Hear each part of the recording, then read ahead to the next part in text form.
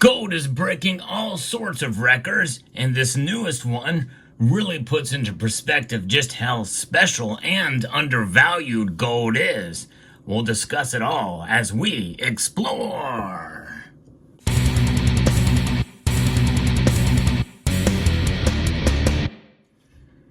During last evening's video, I discussed this in brief, but it is not something we should just gloss over.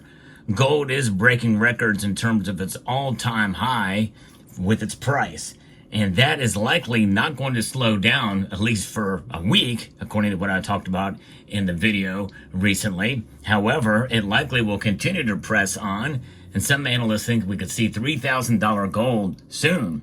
But there probably will be some sort of consolidation period and a pullback. But what we can do now is have an understanding of just how undervalued gold is, considering this newest milestone that is being reported to us here from Francisco Memoria. Gold demand has hit an historic $100 billion. That milestone is really propped up by geopolitical tensions. Gold demand reached this historic milestone in the third quarter, surpassing $100 billion for the first time, according to a new report from the World Gold Council, in a surge fueled by geopolitical tensions and a flight to safe haven assets propelled the precious metal to record-breaking prices. Notwithstanding, when you think about $100 billion, that's a lot of money, but look at our national debt. I mean, it's getting ready to cross over to $36 trillion. And who knows what kind of demand is for other products and goods and services out there, but $100 billion globally really is not a lot of money when you think about it, especially considering inflation. But this is what gold does. It protects us from inflation. Total gold demand climbed 5% year over year to 1,313 metric tons, according to Bloomberg, with its value soaring by a staggering 35%. That's right, and silver's actually done better than that, but I tell you what, a metal that has already traded at all-time highs in nominal dollars or very close to it before this big surge. This is a big deal, folks. It sure is. Demand for gold has been so strong that the precious metal prices has surpassed $2,780 an ounce, and gold funds saw an influx of $3 billion last week. In other words, central banks, which are the major culprit, they have been buying a lot, even with high prices. The precious metal has seen its price rise every month so far this year, every single month, except for minor pullbacks in January and June, when the price was essentially flat. Demand for it is soaring as its geopolitical uncertainty surrounding the ongoing conflicts in Ukraine and the Middle East, as well as the upcoming U.S. presidential election. And that's where everything can change because, as I mentioned in the video recently, well, that could essentially lead to a pullback in price once we have a clear and distinct winner. That is really what I think kind of hinges on it, because once we know who the president is going to be, well, markets will realign themselves accordingly. What that will look like, I don't know, but we can venture some guesses how that's going to turn out. But right now, gold demand is strong and it's likely going to continue, and I think that demand for gold may continue regardless of who is elected president. Other traditional sources of gold demand have experienced slower growth or declines because Western listed gold exchange traded funds recently joined the gold rally, attracting 95 metric tons of gold inflows during the quarter, and first net inflows since early 2022. So that's something different than demand for central banks. While the World Gold Council is uncertain about the persistence of ETF demand in the fourth quarter, it suggests that continued Federal Reserve rate cuts could sustain investor interest. Investment in gold bars and coins decreased, though, by 9% year over year, primarily due to weaker demand in China and the Middle East, while India witnessed a strong demand for gold bars and coins following a reduction of import duties. Then you have Costco. We've discussed that as well before, too.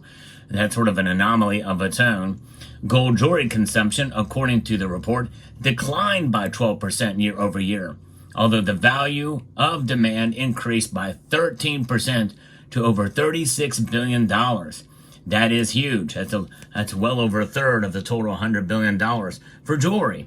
And of course, I like it in bars and coins, and rounds, but you don't see very many gold rounds out there. But nonetheless, it's pretty amazing. Now, meanwhile, central bank gold purchases slowed by 8% in the third quarter to 186 metric tons.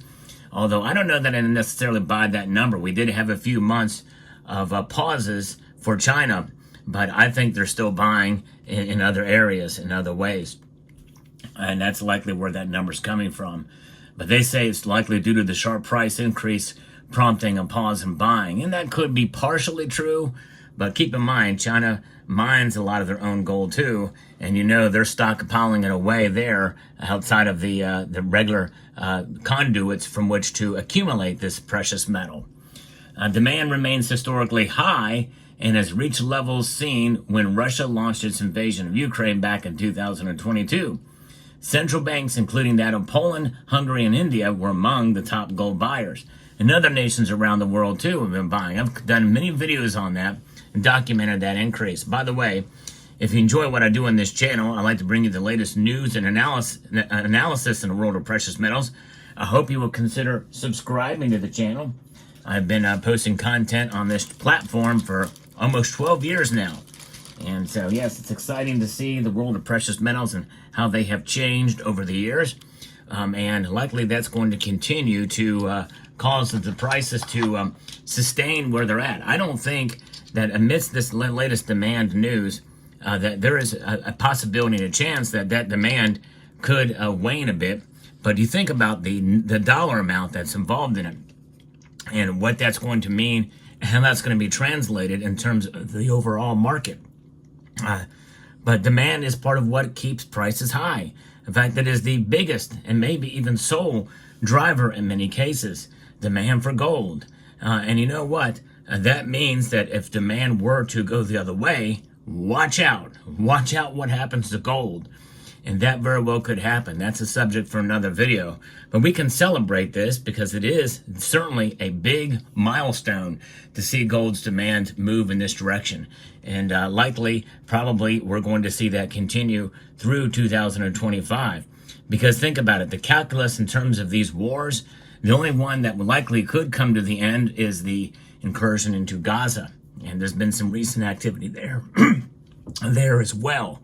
So we'll see how that plays out. The other thing that could happen is in Ukraine, we're seeing more North Korean troops move in with Russian uniforms to participate in that war. And that likely could expand and cause more geopolitical tensions with the other nations. And what kind of moves will China make? We've not heard really much talk about China and what they could possibly do in Taiwan. There has been thoughts, and there's been a couple of scares in terms of ships in the region surrounding the island.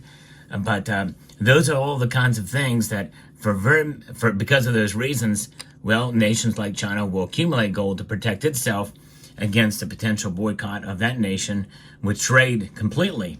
They want to be sole and independent. They're struggling right now, and they have been their economy struggling. So in a sense, they kind of need the U.S., which I think that's one of the reasons why they're not making any moves, precisely because of that.